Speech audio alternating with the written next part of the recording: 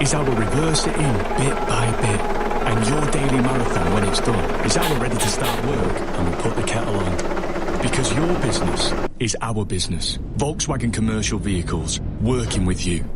Park assist optional extra. Driver assistance only. Driver must retain control at all times. Many van centres open late for bookings. See volkswagenvans.co.uk for details. Could you look a COVID-19 patient in the eyes and tell them the risk isn't real? Could you tell an intensive care nurse on a 12-hour shift that you never bend the rules? Could you say, in all honesty, that you only ever leave home when you absolutely have to? Around 1 in 3 people who have COVID-19 have no symptoms and are spreading it without knowing. Are you absolutely positive you're not one of them? Stay home. Protect the NHS. Save lives. You're listening to a revolution. Hidden in a kitchen, Sandra's smart meter is doing something extraordinary, helping to upgrade Britain's energy system so we can use more green energy sources, and helping Sandra make small changes to use less energy and save money too. So even if a baker Butty is average, Sandra's contribution to a modern Britain will be anything but. Join the quiet revolution. Ask your energy supplier for a smart meter. Eligibility may vary. Consumer action required.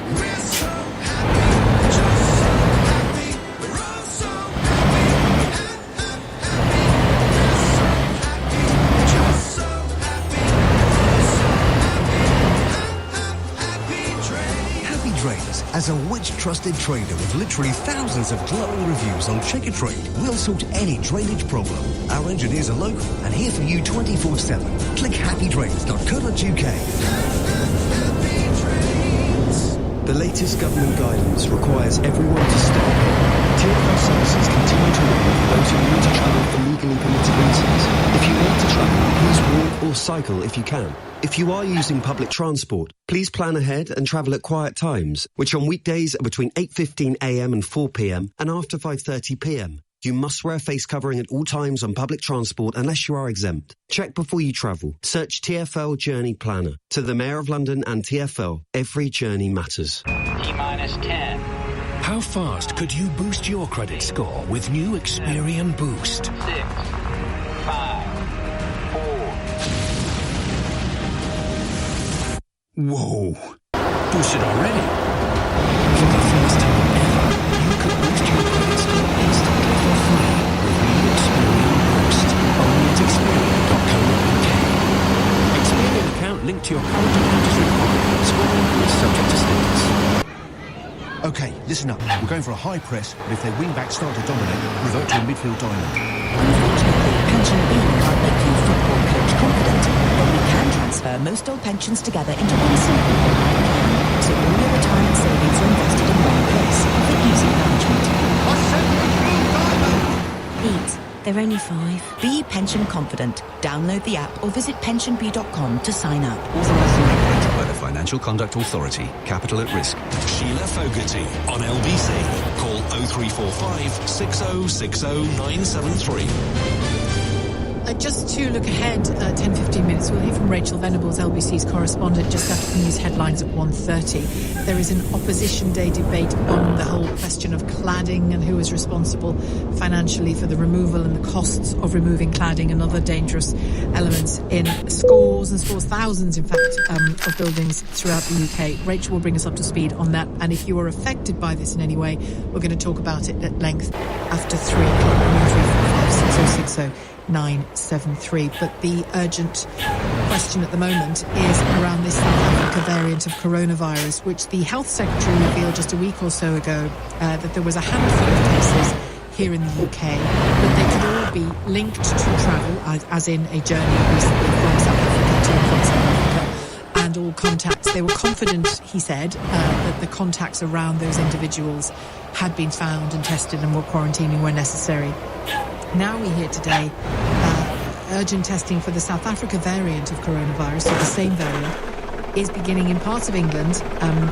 Surrey, Kent, Hertfordshire, Walsall, the West Midlands, Woking area in particular in Surrey, because some cases have been found with no known links to travel or to previous cases. So what that means, in case you're trying to work it all out, is if Mr. and Mrs. A go to South Africa, come back, and they and a collection of friends or family have the variant. That is a manageable, containable situation because it's been identified.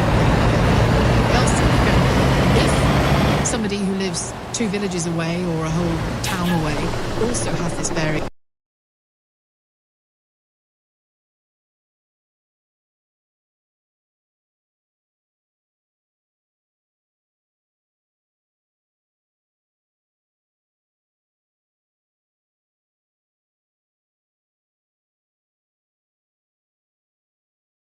it has no links to South Africa, hasn't been there, it has no links to them. It suggests that there is community transmission, and community transmission is what got us here in the first place, once the original travel transmission began a year ago or so. So it is a serious moment. Public Health England and the NHS are testing people as we speak. There is door-to-door testing, house-to-house testing taking place in some areas, and there is clearly an attempt. And let's see if it's a more effective attempt than the kinds we saw this time last year. There is an attempt to contain this. I'm just hearing from a virologist at King's College, London, saying that containment and control of it is absolutely key. Theo's here, Theo Oshwood, LBC's political editor. This is a serious moment, Theo. Very serious moment, and of course, as Professor Stuart Neal, the virologist you had on just before 1:15, said, the problem about the South African variant is how effective the different vaccines are against that South African variant. And the fear, of course, is that with this new variant, now it appears, as you say, rightly, there is community transmission because the 2 cases found in Woking, neither of them had any links to South Africa or anybody who had travelled recently to South Africa. And the problem is, and this is what the virologists and the experts advising government ministers fear, is that if we have now community transmission, if we are going to see the widespread transmission further of the South African variant, whether the vaccine will be effective against it. And now we know from what Jonathan Van Tam, the Deputy Chief Medical Officer, has said, it is not a cliff edge. It will not simply be the case that you would see the vaccines being completely ineffective against this variant, but it will, and this is the fear, see possibly the reduction in the effectiveness of the vaccine with people who may have been vaccinated but suddenly come into contact with this new variant of COVID-19, and that's what ministers fear. And this is going to turn political, Sheila, very, very quickly, as soon as around 5 or 6 o'clock this evening, because there is a second opposition day debate on the COVID security at UK borders, which is being put forward by Sir Keir Starmer, the leader of the Labour Party, calling on the government to immediately introduce a comprehensive hotel quarantine system for all arrivals into the UK. And the motion goes on to say, thereby securing the country against the import of new strains and maximising the effectiveness of the country's vaccination programme. Boris Johnson and Chief Whip Mark Spencer have ordered Conservative MPs to abstain in the motion because what they invoked, which will take place at around 10 p.m, because what they do not want to happen is suddenly to order their MPs to vote against the Labour motion and see a huge rebellion from their own MPs, furious at the decision that they have not acted, the government has not acted, firstly, more swiftly, but also with much more draconian measures to ensure the South African variant doesn't get into the UK. You played out the caller, Deborah, who rang in last week, who said that she came into the UK via boat from South Africa. But the other element to this, of course, is that people will possibly travel to countries closer to the UK, thinking of European countries, and this is what happened back in February, March last year, like Italy. They'll spend some time there. You'll then see the variant transfer into the population of those countries, and then people come into the UK, possibly a European country, and that's why Tory MPs and Labour MPs are saying, actually, it's no good just having this 30 countries where you're banning people coming in and enforcing them to stay in quarantine hotels. What you need is to take the toughest measures possible and ensure that everybody arriving in the UK goes into a quarantine hotel and they are not allowed to leave until that 10-day period of quarantine has been seen out. Or massively restrict people coming at all. Cheaper. Yeah, you could close the borders. You could close the borders completely, but the argument is that people are completely, because there can be all kinds of reasons why people need to travel. Bereavement, I think, should be a reason people can travel. And if somebody's desperately ill and gravely, but that would be in small, manageable numbers, with which you would then do the kind of quarantine you just described. It seems to me that this is a big test for the government. If you're looking at what's happening down in Woking, the argument is they've already failed it because the South African variant, now we have community transmission. But having said that, Public Health England and the NHS are working furiously with these door-to-door testing to ensure that it doesn't spread any further. But that's what they need to ensure. That's the battle that is now taking place on the streets of Surrey and elsewhere to ensure that there isn't further transmission and that this virus can be successfully contained. But as you were hearing there from the professor from King's College, that's a very difficult task to do. And as you said before, Sheila, is something that was unmanageable beforehand, but first time round. Well, it was manageable. It wasn't managed in time for it to be manageable. That's the difference, isn't it? If you compare the situation in Perth in Australia at the moment and the manner in which it is clamped down on. We've never done that. They'll be knocking on doors and inviting people in for tea. I'm sorry, I shouldn't be sarcastic, but we have never done it. Well, there was a successful test and trace program when Liverpool, we saw that in Toxteth. And Liverpool, over the course of the summer, we saw that huge. We saw the military involved for the first time, going around and carrying out the tests, and that brought numbers down. So that actually, when Liverpool was able to get out of the highest tiers, and so it has been successful in Liverpool. But of course, it should be mentioned that first time that mass test and trace program simply didn't exist. This time around, the capabilities are there, and now, as Professor Stuart Hill was saying, it just is a question of trying to ascertain, Public Health England and the NHS trying to ascertain exactly how widespread this virus, the South African variant of the virus, is in Surrey and in other parts of the country. And if it isn't widespread to such an extent that it's unmanageable, whether actually a good test and trace program that's has been shown can take fingers crossed. But it's about. Thank you, Theo. Theo Washwood, OBC's political editor. Thanks very much indeed. It seems to me this is my big frustration. This is my massive frustration. In December, November even, when we were looking at whether we needed to have a sort of a continuum of the lockdown, a more stringent tier system, and certainly not that madness of 5 days of Christmas. We were inviting the trouble that we are now in, and we've kept doing it. And when I've asked even very senior people at Public Health England about this over the months and years, and certainly since the summer, the response seems to be that the decision was made that we've done as much as we can with public measures. We've done as much as we can. We just won't take it forward. Now, at the time I had conversations, I wasn't suggesting that we should be in permanent street. I wasn't suggesting that at the time. But when we did the total opposite, which led to a permanent lockdown, and then a small hiatus of election and visits to Auntie Mary and her canary, we then had another, we're now living with the effects of that in the end of December, beginning of January, throughout January, in fact. We're living with the effects of that doing less than. We've always done less than until the house is on fire, and then we do what we need to do. But in the lead up to the house being ablaze, we've taken the approach that the kitchen's on fire, it's spread already to the living room, but I'm not going to get the buckets out until all the bedrooms are on fire. That has been our approach. When the bedrooms are on fire, then we get the buckets of water, then we do lockdown.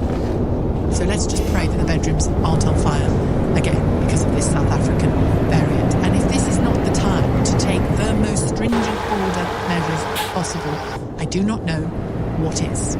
1:31. Let's get some headlines from Thomas Watts. Coronavirus testing teams are going to start door-to-door screening in parts of England. It's after 2 confirmed cases of the South Africa variant in people with no travel links to the country. COVID-19 jabs have now been offered to residents at every eligible care home in England and Wales. Nearly 9 million people in the UK have had a first dose of a vaccine. The UK government has called for the immediate release of Myanmar's civilian leader Aung San Suu Kyi. Military leaders have detained politicians and declared a 1-year state of emergency. Cloudy and damp for much of the south, drier and colder further north with sunny spells, snow showers in eastern and northern parts of Scotland, a high of 11 degrees. This is LBC. When you're not feeling well, we're here for you. With Movie, our GPs are always here for you when you need them. So you can see your GP by video the same day, 7 days a week. Anyone living in England can use our pay-as-you-go service. Simply download the Movie app now. VI. Movie. See a GP on video. Appointments cost £29, including prescription writing, fit notes and referrals. As the vaccine program goes out, it's vital to do everything we can to help stop the spread. That's why at Trusted PPE, we've reduced the price of helping you to stay safe, with 50 disposable surgical face masks now available for just £10.95. Order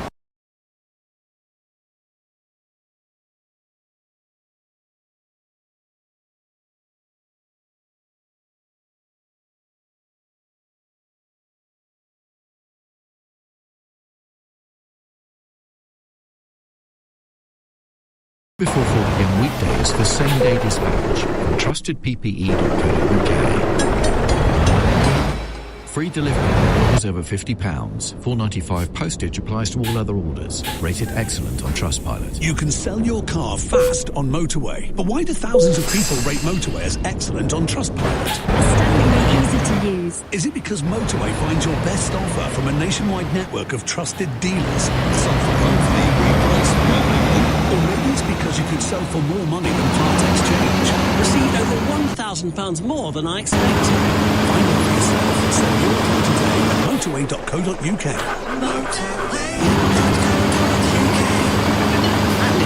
We don't often shout about our wins. We prefer to let our quality speak for itself. But we've got two of the shops winning Retail Industry Awards Supermarket of the Year and Fresh Produce Retailer of the Year for the 3rd year running. What was this bit? Now that's been quality and always at low price. Get a credit limit of up to £1,500 when you need it. With an Ocean credit card. Check if you're eligible at ocean.co.uk without it affecting your credit score. It only takes a minute. Intelligent money limits are representative 4% APR variable. Borrow and spend responsibly. The Ocean credit card. There for when you need it most. Visit ocean.co.uk. Big savings on Smeg appliances are available now at markselectrical.co.uk. The selected Smeg retro fridge freezers reduced by up to £400, with a further £100 off at checkout. Traditional Smeg Victoria range cookers with £100 off. And even Smeg small appliance prices are smaller, with free next day and weekend delivery for in-stock items. Discover why Marks Electrical receives so many top marks on Trustpilot and Vivo. Buy online or through our UK call centre now. Visit markselectrical.co.uk. So your boiler's making even more noise than your neighbour's yappy dog. And with so much time at home, now's probably a good time to do something about it. The boiler, that is, not the dog. Get a new boiler installed by an expert British Gas engineer and spread the cost over 2.5 years interest-free. Plus, get £150 off when you book before the 28th of February. Search British Gas New Boiler. British Gas, here to solve. British Gas New Heating Limited is a credit broker and uses a panel of lenders. Conditions apply. Sheila Fogarty on LBC. Call 0345 6060973. We'll hear from Rachel Venables in a few moments, LBC's correspondent, on that Opposition Day motion taking place in the Commons in relation to cladding. Kieran has called from Hampstead, first of all, though, and wants to talk about this South Africa variant found in a number of parts of England, also in the West Midlands and in Surrey. Tests being carried out in London and in Kent and in Hertfordshire as well. Kieran, thoughts? I agree with when you say, we are, dealing with sort of bedroom fires burning and then dealing with the aftermath, I don't think it's we. There's quite simply one person that I would hold responsible, and that's... when I say we, I mean the nation. And by that, making decisions about the nation. But there are also individuals, those individuals who are flagrant about safety. I'm not saying that I'm a scaremongering lunatic and I should be stopped from speaking because I'm clearly talking nonsense, and you just think, you've been looking at the news over the last 12 months, mate. You know what I mean? And so you're right. It is the decision makers, and it is the Prime Minister because he's at the top of the decision-making tree. But my goodness, there's some individuals who need to take a look at themselves as well. Well, unfortunately, yes. I mean, we in our society, we have a collection of idiots, as every society does. But I mean, fundamentally, if we have an idiot leading the country, then what hope is there for us? I mean, I'll make the point that if the Home Secretary has been found out that she had stated that she wanted to close the borders last year fully, a blanket closure of borders, and she prevented doing so. Presumably, the only person that could do that is Boris Johnson. Then he has to, the blame has to fall at his feet. There's a vote obviously going through from Labour, which Boris Johnson is supposedly going to be asking his MPs to abstain from, because a number of them would probably support it, but it obviously will show him up. And it's just playing with politics. Fundamentally, the virus arrived originally from China when the borders were open, and from Italy possibly, and then we had these circumstances where the borders were allowed to be played, and we had a whole bunch of people coming from Spain to play at Liverpool. The thing is, you can look. I wouldn't go so far as to call Boris Johnson an idiot. Clearly, he's not an idiot. But some of but equally clearly, I think there's clearly a seam in him that wants to take the path of least resistance first. Now, there'll be plenty of citizens thinking, good, I don't want my life upended unless it's absolutely necessary. Wait till the whole house is on fire. There'll be plenty of our fellow citizens who maybe think you and I are hysterical about this. But so I wouldn't say he's an idiot. He's just making choices that I believe to be the wrong ones. Too often. He gets there eventually. He gets there eventually. He gets there eventually. It takes to stem the flow of elderly in the NHS. But why are we waiting until it's that bad? And we'll never know when there are examples all around us of containing it better. I will never understand it. The only way you can explain it is the fact that he is not switched on, and I would say in normal circumstances, you could get away with something like that. In a crisis situation, you cannot. And just the final on there was that he does make bad decisions, I think, and then he reverses them when he's badgered. Now, and that's usually by the media and the public. Now, just look at the example of Marcus Rashford. He stuck his feet in the ground and said, "We're not going to offer these school meals." Constant media pressure forced him to U-turn. What I don't understand is why isn't the media pressuring him more about the borders? They haven't been doing it, as far as I can see. When his own Home Secretary and other secretaries... hang on. The media can do so much. That he has been asked endlessly about the borders. When he made the decision last Tuesday, in the days leading up to it, he and other ministers were asked a lot about the borders. In the day certainly of the decision, after the decision, they were asked again, and just days on, we're still discussing the borders. I mean, we haven't got the power to make the decisions. All we've got the power to do is talk about the decisions and question them, and that's been going on for weeks. What I would say is that, Boris Johnson is a journalist at heart. He's not, he came into politics as a journalist, so he responds to journalism, to the media opinion. That's how he responds. And regarding the South African variant, I remember it was Yvette Cooper was badgering him during, I think he was a select committee meeting or possibly question time, but she was the only one that was badgering him, saying, "Look, why are you saying that these measures are coming in at the end of the week? Why don't you do it from today?" Now. Yeah, I know. But he just kept dodging the question, deflecting it, and then move on to the next question. And nobody else picked it up, and I don't understand why nobody else did pick it up. Kieran, thank you. I think, in that instance, they may not have, but people, including myself and others on this station and elsewhere, are constantly asking the question, why not now? Why wait? Why not now? Why tinker with the borders instead of really tackling the borders when we already know we've got foreign variants coming in? I don't understand. I'll get to more of your calls in a moment, and we'll hear from Sadiq Khan, Mayor of London. I'm sure he'll have thoughts on this too. Rachel Venables is here first, though, LBC's correspondent, with more on the cladding scandal. It's an important day, I think, today, isn't it, Rachel? This Opposition Day debate, even though it won't be a definitive one. Yes, exactly, Sheila. There are two big things of note, I think, really for today. First is that Opposition Day motion and debate, which has been brought forward by Labour, and it'll be introduced in the House of Commons, we believe, at around 3:30 this afternoon, and it's called Protecting Tenants and Leaseholders from Unsafe Cladding. And in this motion, the party is calling for a number of things, including an urgent audit of all potentially unsafe residential buildings and tower blocks in the UK, and they're also asking for the government to provide upfront funding to fix these problems, so effectively protecting leaseholders from all costs associated with remediating their buildings, with paying to remove cladding from the outside of their blocks. At times these can be catastrophic costs into the tens of thousands of pounds, and we know that people have already started to go bankrupt because of that crisis. Now, we understand that the government is going to tell their MPs to abstain, so this vote should pass pretty easily. But before anyone starts cheering, it is a non-binding vote, so the government can really easily ignore the results. They're not being forced to do anything here. This is really largely symbolic, and politically as well, it's an indication of the strong will of the opposition, particularly those in the opposition benches in the House of Commons. Now, Labour's Shadow Housing Minister Tangam Debonair spoke to LBC earlier today, and she explained why Labour are picking up this crisis and are forcing this vote today. What we need is for those people who are still living in homes with dangerous cladding to be relieved of the fear that they have, but also the financial consequences that so many of them are living through. There are hundreds of thousands of people across the country who are having to pay extra for fire safety, security, extra in insurance, which has skyrocketed over the last few years. So, first of all, to discuss today, as I mentioned, Sheila, there is this debate and this vote. The vote itself taking place, we believe, around 7 o'clock. Also today, though, of real note for leaseholders is the fact that Labour have also called for a national cladding task force to be set up to try to finally end this crisis, this scandal. And they've styled the idea on the Australian model, which was set up in the state of Victoria, implemented just 3 weeks after they saw the Grenfell tragedy unfold here.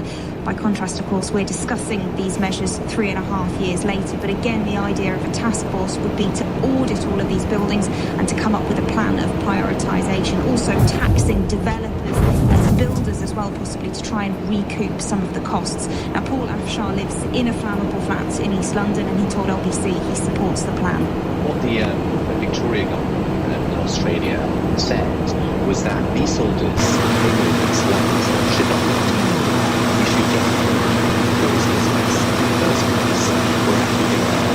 introduce a levy on builders to be able to recoup the cost of this, which I think is absolutely the right thing to do. Well, Sheila, a Ministry of Housing spokesman said that leaseholders should be protected from large-scale remediation costs wherever possible, and they promised a change through their building safety bill, which they say will be brought forward in due course. Rachel, thank you again. Rachel Venables, LBC's correspondent, who's been so brilliant on the story, details of all elements of it, and she'll continue to do that.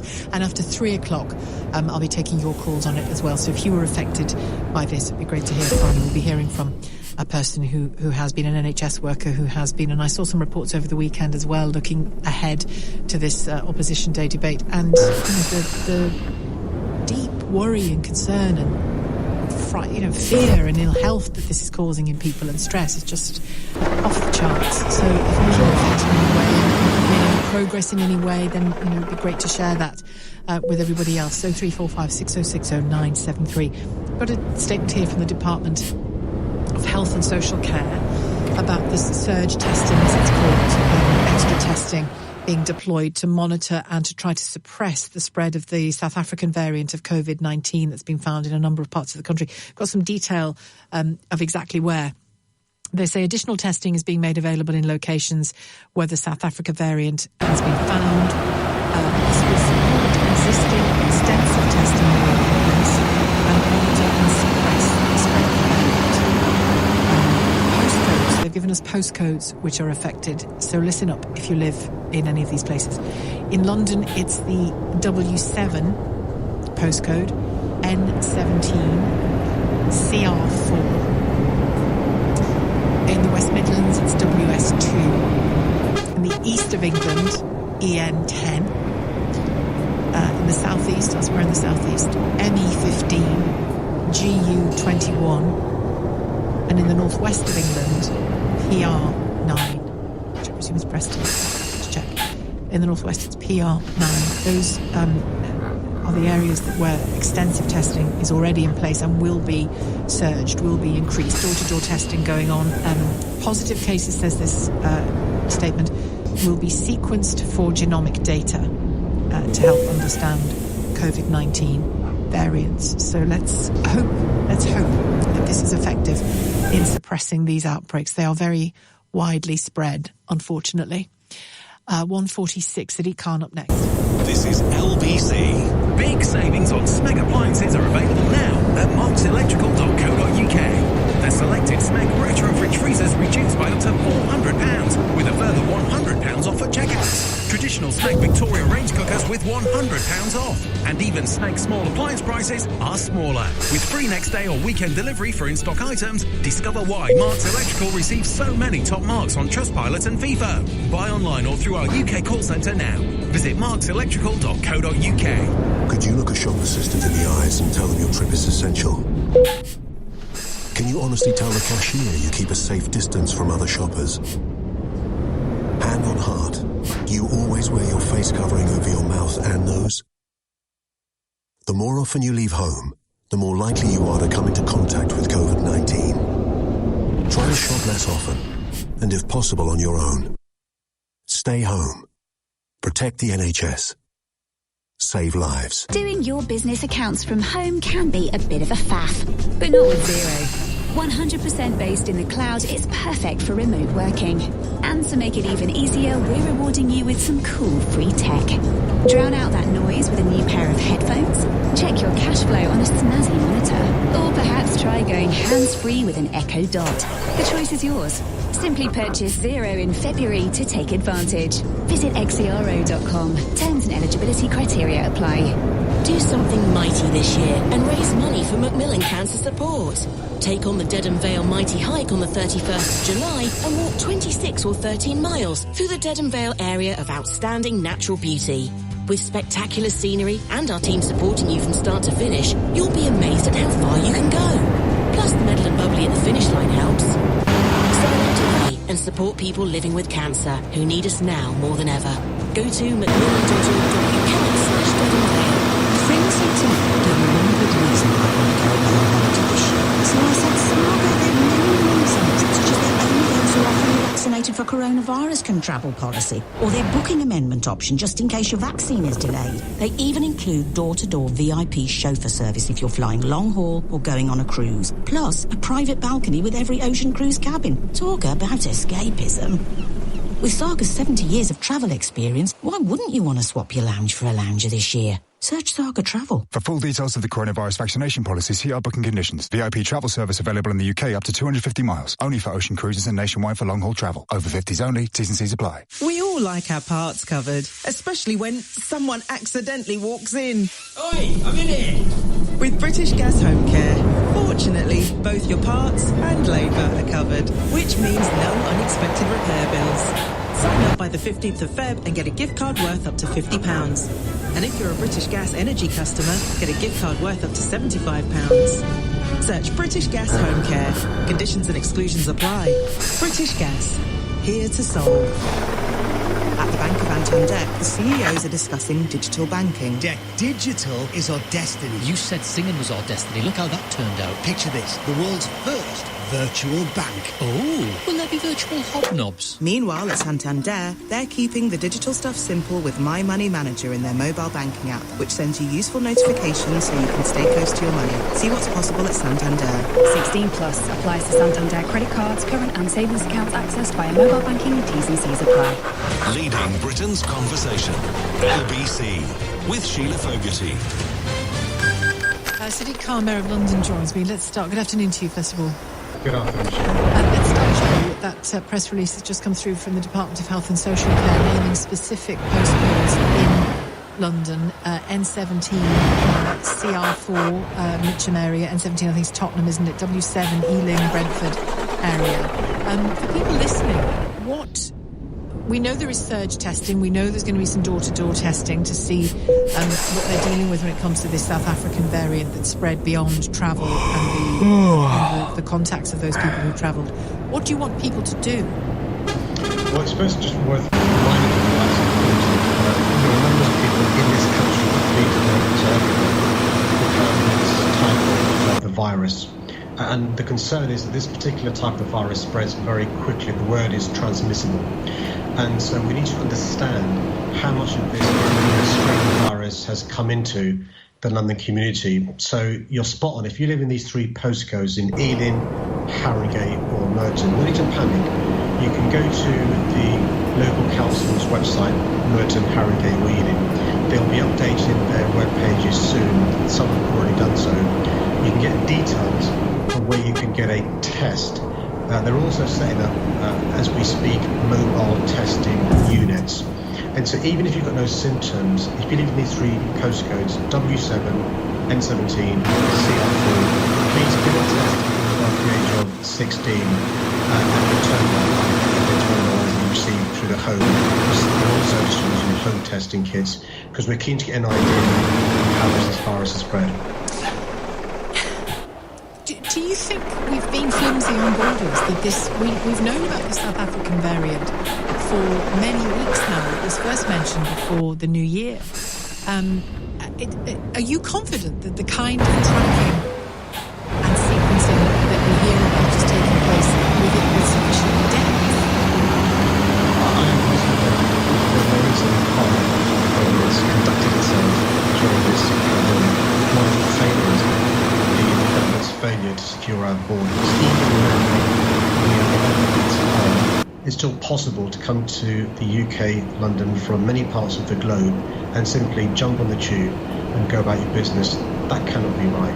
And now we've discovered there is this particular strain of virus, but you don't necessarily need to come directly from Africa to have this virus. You could go to a third country, and also we know now that the people in our country, not being to South Africa, who have this strain of the virus, and we know this particular strain is incredibly transmissible. And that's why it's so important. The best thing you can do is stay at home. Stay at home.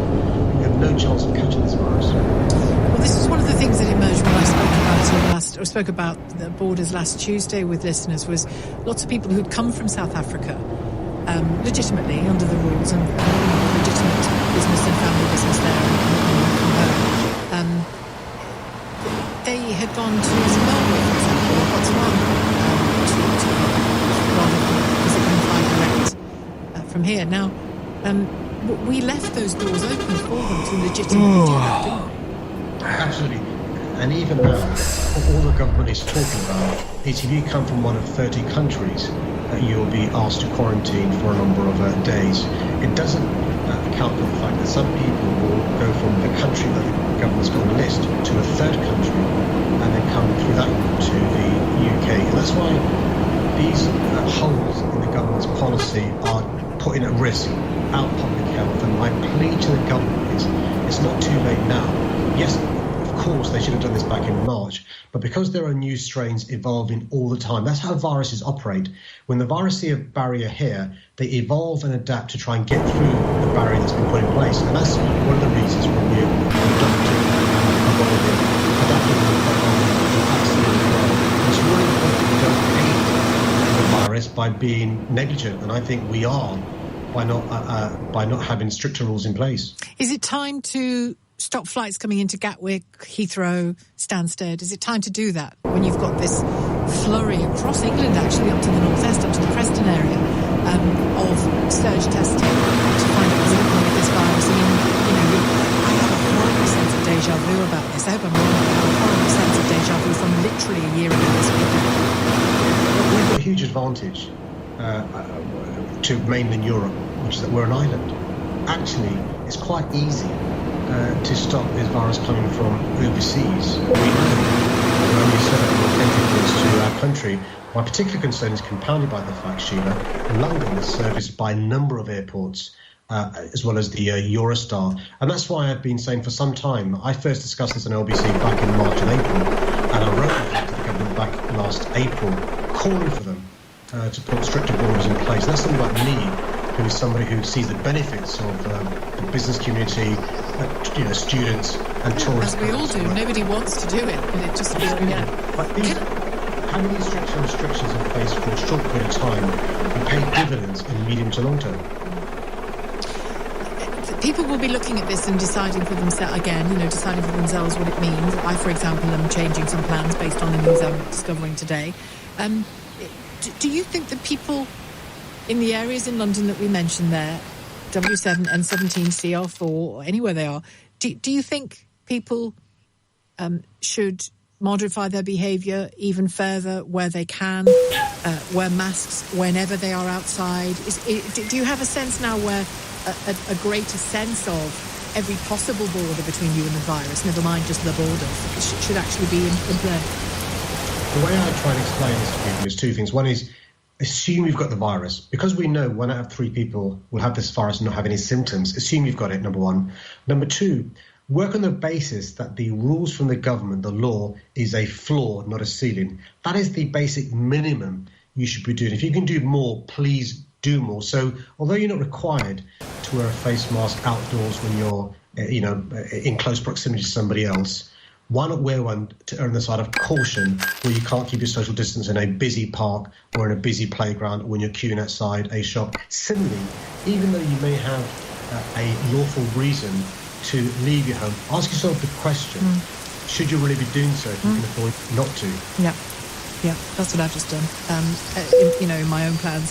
Can I ask you as well, you've been very consistent about not breaking London down into regions for any measures so far, simply because it is such a mobile and interconnected city and people in it, even within the lockdown for work reasons and children and the rest of it. You can go through various regions of London in a day. Does this change that? Not at all. I mean, literally, CR4 is half a mile up the road from where I'm speaking to you now. It's a different borough. And so if you have regions, so if you say, with interim regions, Merton Council Street different to Wandsworth Council, or Harrogate different to Wayne, or Ealing different to Hounslow. So wherever you are in London, even though your postcode isn't there, then caution. That's why it's so important to follow rules. Stay at home, and by staying home, you are potentially saving lives and definitely protecting the NHS. And does this have an impact on the vaccine rollout? I mean, I wanted to ask you about the vaccine rollout in London anyway before this news came. No, it doesn't. We are making huge progress in rolling the vaccine out. We've had a number of new additional places where the vaccine is being rolled out. But you won't be focusing the vaccine rollout in those areas differently? No, we've currently got 170 places across London, including in Ealing, Harrogate and Merton. I was in Harrogate last week at a GP practice who have already vaccinated more than 10,000 residents of Harrogate. So we're going to continue to have the rollout accelerating across London in all parts of London.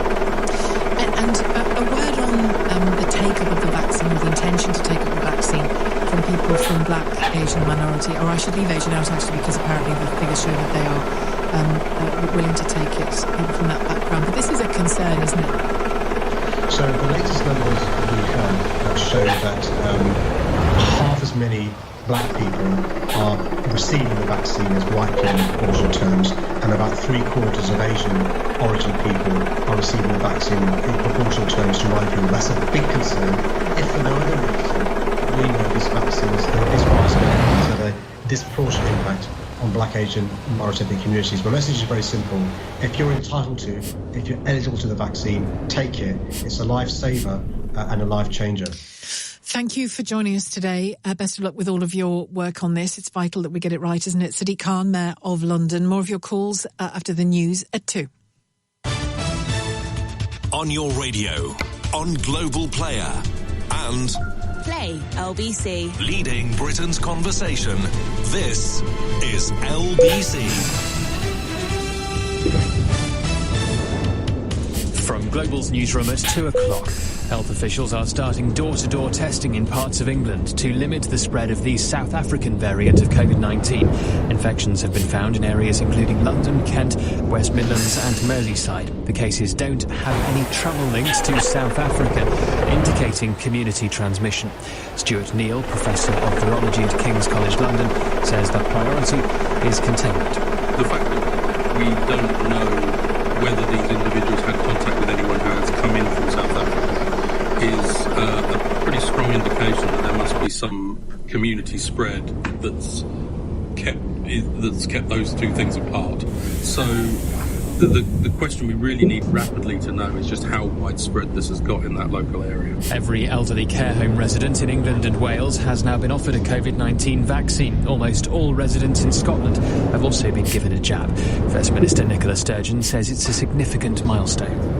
That's not just 98% of people in our older care homes being offered the vaccine, that is 98% who have now received the first dose of the vaccine. In addition, 88% of the staff working in older people's care homes have also now had that first dose of vaccine, a really important step. Labour is urging the government to set up a national task force to deal with what it calls the deepening cladding crisis. The party will push for a Commons vote on the issue later.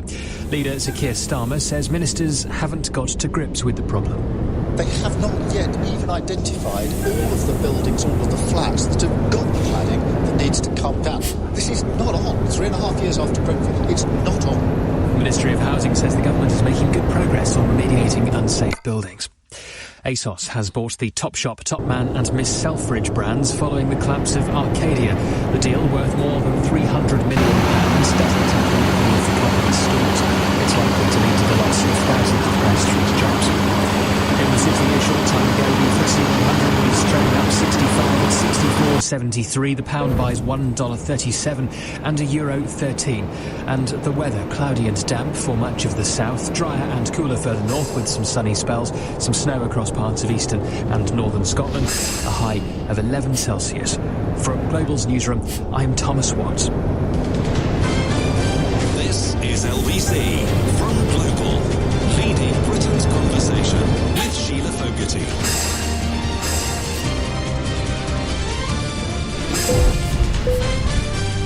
Hello there, good afternoon to you if you're just joining me here at LBC. We're going to continue to focus on the question of borders as this news that the South Africa variant, of which we were aware, has been found in a number of people in a number of different parts of England, ranging from Woking in Surrey, other parts of London, the West Midlands, the east of England, other parts of the southeast of England, and at least one area of the northwest of England. And surge testing, as it's called, is going to take place. Additional testing is being made available in locations where this South Africa COVID-19 variant has been found. The implication, I should say, of this is that it has started to spread within communities rather than just within the group of an individual traveller from South Africa. This testing will support, says the Department of Health, existing extensive testing already in place and monitor and suppress the spread of the variant. Now, the hopeful thing in all of this, let's try and be as optimistic as we can whilst being realistic. The hopeful thing is that a year on, much as I don't think our government appears to have learned the lessons hard enough of the last year, but still, a year on, we are in a better place on testing. The government in this instance, and Public Health England, I presume as well, on the ground, appears to be doing that granular public health work, that boots on the ground public health work that's necessary to really locate, work out and suppress an outbreak. Let's hope. If they haven't learnt the lessons, let's hope they've at least learnt how to do it properly. The postcodes, well, I tell you what, I'll let Ben explain all the parts of England that are affected. Ben Kentish, LBC's Westminster correspondent, is here, and we'll have a conversation about it. You've been briefed about this today, Ben, so let's go back to the beginning for people who might have forgotten. The South Africa variant was first spoken about by Matt Hancock before the new year, really, wasn't it? He first hinted at it. Yes, it was, Sheila. We've known about it for a few months now.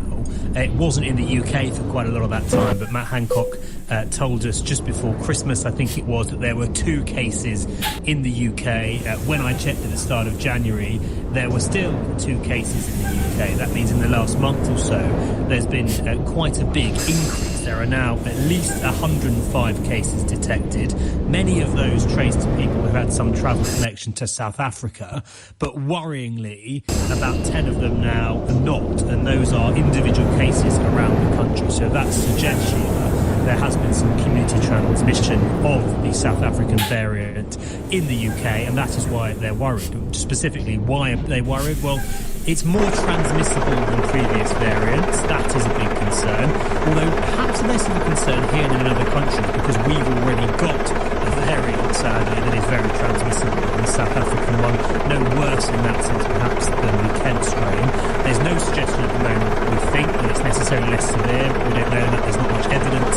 The concern is that there are studies that shows it makes the vaccines less effective, in some cases reasonably significantly less effective. Now, those vaccines, the early evidence is that they are still effective. They still do a pretty good job of stopping people getting severe disease, but clearly anything that makes those vaccines less effective, even slightly, is something we want to do all we can to nip in the bud and stop in its tracks, and that's what this new testing is designed to do. And any new outbreak of a variant that is more transmissible is not to be favoured, it's not to be given any room, is it?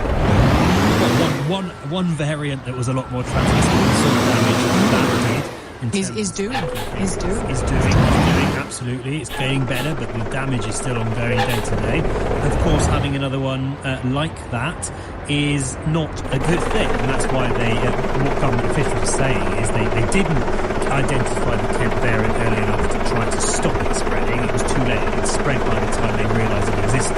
This time they're trying to do a better job, really. They're trying to work out exactly where it is, contact trace everyone who may have it, even on an entire postcode basis, Sheila. So the new approach will see those postcodes, I'll run you through them: London, NW7, N17 and CR4, WS2 in the West Midlands, EN10 in the east of England, in the southeast ME15, GU21, and in the northwest PR9.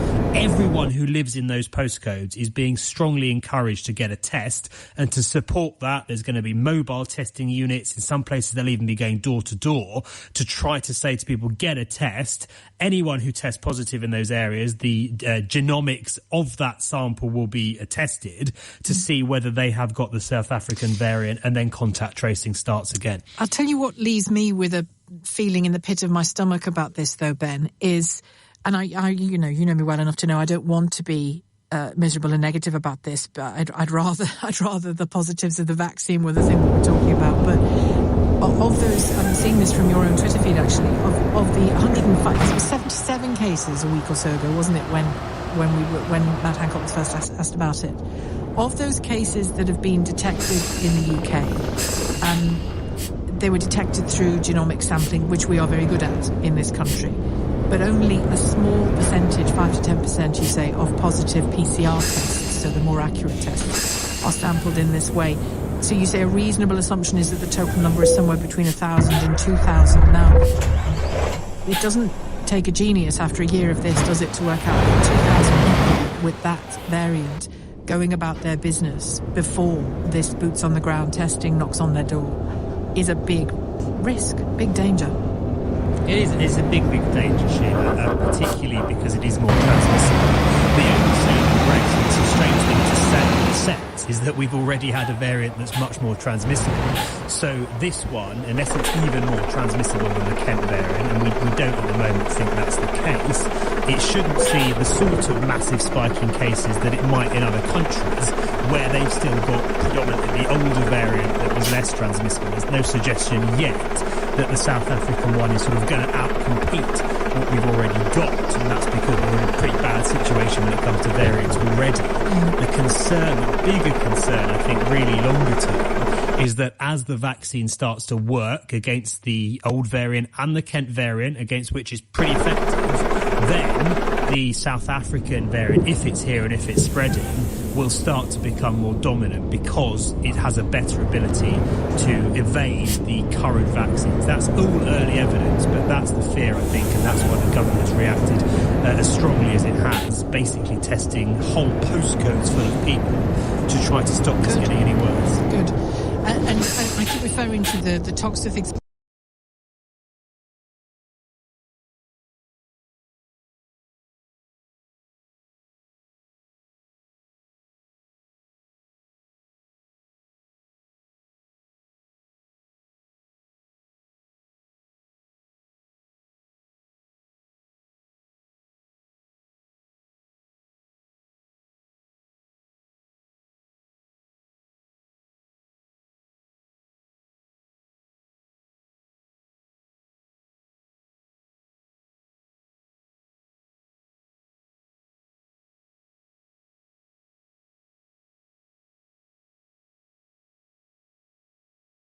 got back in the early summer that was very, very effective, wasn't it, at clamping down on an outbreak?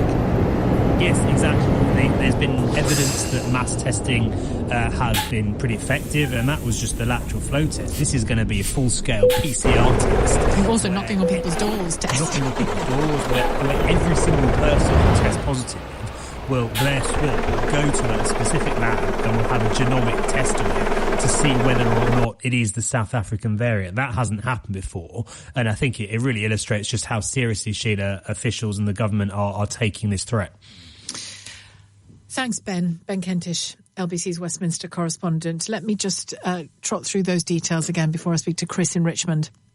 Department of Health saying that additional testing is being made available in particular locations where the South African COVID-19 variant has been found. It will support existing testing already in place, as Ben was outlining, to monitor and suppress the spread of the variant. These are the postcodes affected. This is where you will... There's already testing taking place in all of these places, but it will be upscaled significantly in W7, Ealing, Brentford Way, N17, Tottenham, CR4, Mitcham, I think, West Midlands, WS2, if you live in the West Midlands, East of England, EN10 is the postcode, in the southeast elsewhere, ME15 and GU21, and in the northwest of England, PR9. Any positive cases, and let's hope there aren't many, any positive cases will be sequenced for genomic data, which means they will be their genetic material and behaviour will be examined and identified here in the UK by very clever people to help understand the variants, what they're doing, what they look like, how they're spreading, if they're spreading. 0345 606 0973 is time to get tougher about our borders, tougher about travel. 84850, the number to text. You can tweet at LBC. Chris has called from Richmond on all of this. You've recently travelled from Argentina. So we went before, we didn't break any rules. We left the UK before we went into Tier 4, and we came back in a bit of a rush last week because I didn't want the kids to get trapped or me to get trapped. So we landed on Wednesday. Because, just a minute, Argentina, am I right, is on one of the Brazil Plus list? Correct. Yeah. Correct. Even though, I mean, Brazil's actually shut the border to Argentina shut the border to Brazil except for residents. So, you know, only Argentinians living in Brazil can get back to Argentina. So we flew that line between, so, you know, all my friends texted me and saying, all the chaps who stopped from Argentina, they came from Argentina and already stopped Seychelles on the 21st of December. Outside the government of Chile and the government of Brazil. So Grant Shapps put an announcement in January that horse had already bolted hundreds of miles. So that was a bit ridiculous. We landed at Heathrow on Wednesday morning. Most people I was flying with, they had their PCR tests on their phones, which they had to get the day before. I've got a very small iPhone, I showed mine, but the immigration officer was too busy, he didn't bother to check my wife's, even though obviously they were both negative. Half the people at Heathrow, half the border staff weren't even wearing masks. The chap in front of me who arrived had come back from Brazil had gone to see his grandmother's funeral, and the guy got a telling off saying, well, you shouldn't have gone because we were in lockdown, but I'll give you a slap on the wrist and, you know, don't do it again. And this is at Heathrow? Correct. This was Heathrow last Wednesday. I think the immigration staff the rules have changed so much, they're under so much pressure, and they were very nice about it, but they're under a lot of stress, you know? Stress doesn't make your mask fall off, though, does it? No, well, so they didn't have them on. Sorry to be hard-faced about it. No. Well, that's where the management should come in and tell them to wear a mask, but not checking the PCR test. But equally, on the other side, people saying close the borders, great, but some people live in this country and have a right to reside in this country. If you simply shut off the borders, you trap people abroad. You can't do that. Well, you can and you can't. I mean, if you look at the Australian model, and it is strict, way stricter than ours, obviously, everything's way stricter than ours, you are allowed to go to Australia for particular reasons, but it's made very clear to you when you leave that you might not be able to get back in at the time of your choosing, depending on what's happening with the virus. And because of numbers, they've put a cap on people who can come in at any one time. I mean, you know, the images out of Heathrow over the weekend do not bode well, do they? Except, I suppose, for the fact that you now need a negative PCR test before you fly into the UK. Well, exactly. But the other joke, the other hilarious, well, I shouldn't say hilarious, the ridiculous part is I got a call on Wednesday, and they called me back in 15 minutes on my work call. They called me back and they said, oh, you know, read me out a list of rules. They didn't ask me where I was physically. I'm actually at home and I'm not going to break the rules. And then you look up and find out that only 3% of people in my situation have actually been contacted. 3%. What about the other 97% that have come into this country? It's beyond ridiculous. They've gone merrily spreading the virus, Chris. We know that. Thank you, Chris in Richmond. Read more of your texts on this as well. Lots of texts coming in. But if you've had recent experience of coming into the country, into this country from elsewhere, especially South Africa, I'd love to hear from you on this. I know things have changed. Have the new rules come in? I think they have. Or no, they're about to, aren't they? That you'll be quarantining in hotels. But I'd love to know what happened when you came into the UK, and whether you think it's now time for much more stringent measures at the border. If you work in one of these airports or ports, I'd love to hear from you as well. 0345 606 0973. It's 2:16. This is LBC. Food, glorious food. I'm hungry for some more. Meals for every mood. My pizza's already at the door. Woohoo! Meerkat Meals, now with 50% off pizzas at Papa John's and Pizza Hut delivery for a whole year. Only with the Meerkat app. Wonderful food!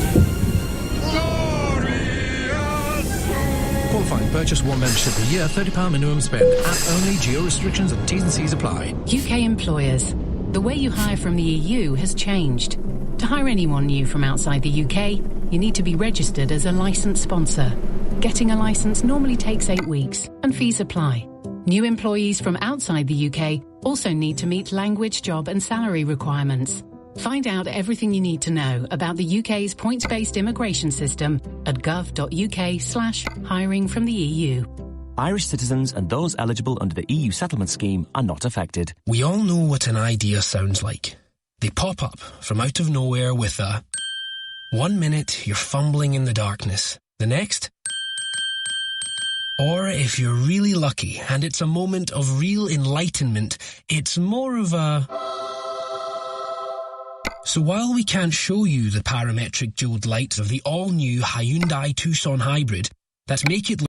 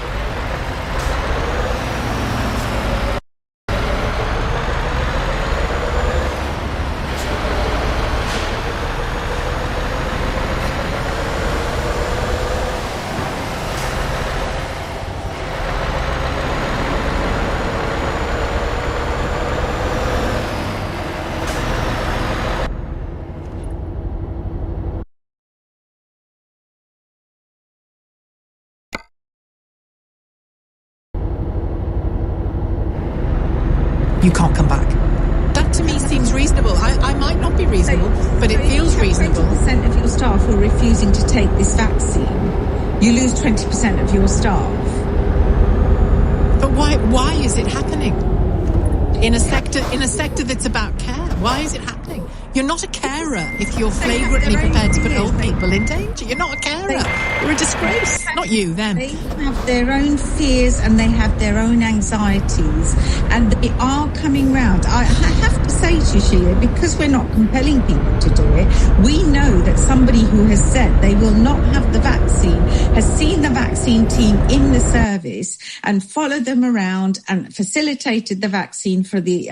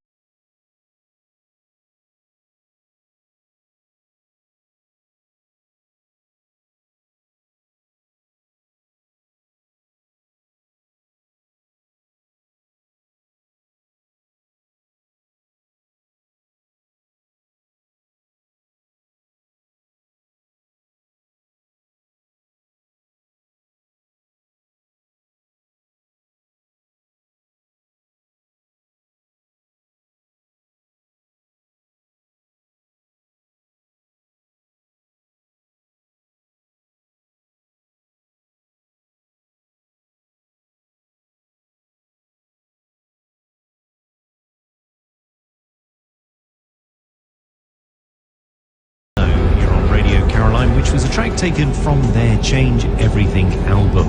And it was today, in 1967, Pink Floyd were in Chelsea. They were at the Techniques studio, and they were spending a day recording parts for the Syd Barrett songs, which was Arnold Lane and Candy and Curran Bun.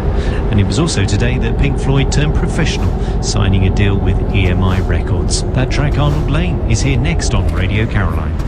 Would you like to earn extra personal income or increase your business profits? Then why not join the many satisfied customers benefiting from a regular monthly income from premium rate number competition packages supplied by 3 Key Communications. At 3 Key Communications, we provide all you need to run a premium rate phone or text entry competition. We will guide you through the process and can even supply luxury prizes, all at a very affordable price. In return, you will benefit from some of the highest revenue payments in the industry and increased traffic to your website. For reliable premium rate services at an affordable price, call 3 Key Communications free on 0800 322 922 or visit 3keycommunications.com.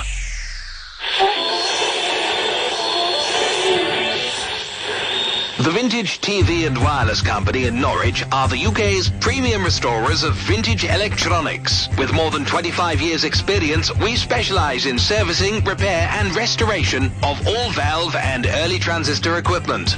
From wireless sets to TVs, radiograms to record players, we offer fixed price service and restoration packages, and quotations are free. All work is completed to the highest standard and restorations come with a minimum 2-year warranty. Don't delay, call us today on 01603 403 524 or visit vintagetvandwireless.com. The Vintage TV and Wireless Company, keeping vintage technology alive. Would you like £250 cash?